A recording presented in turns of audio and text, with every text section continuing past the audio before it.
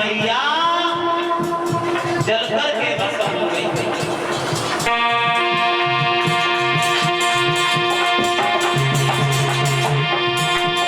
जाते जाते मैया ने एक बात कही है,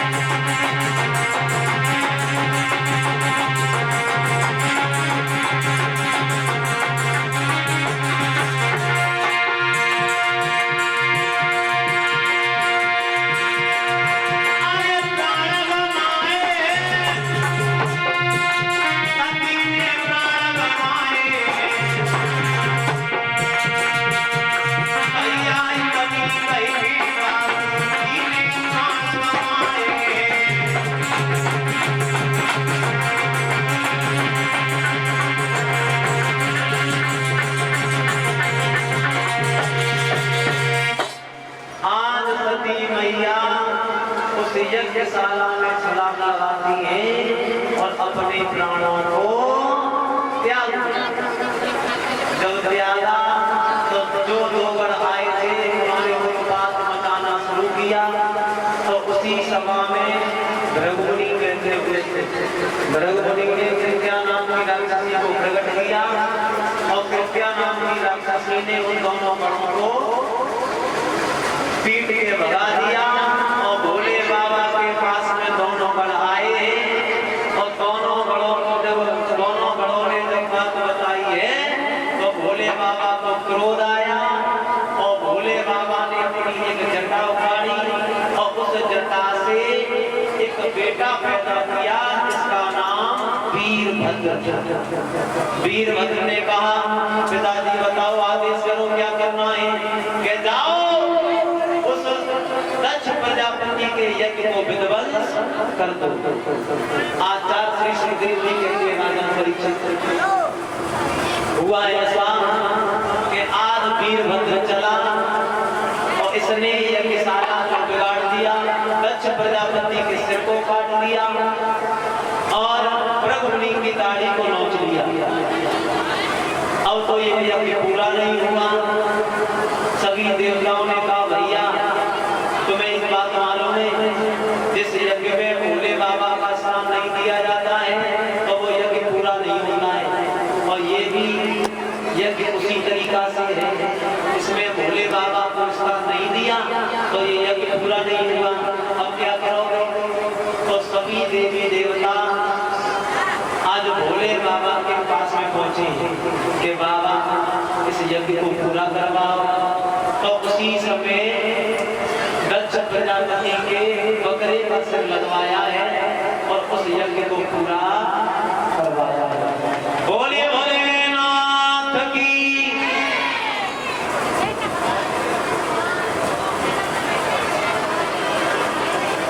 वेद बढ़ाओ।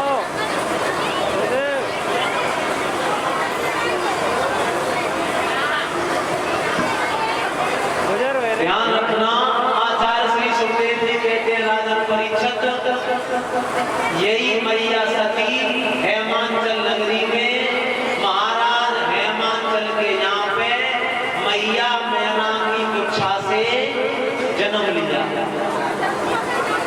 और बिटिया ने जन्म लिया तो भगवान की ऐसी कृपा के महलों में बड़ी खुशी छाई है।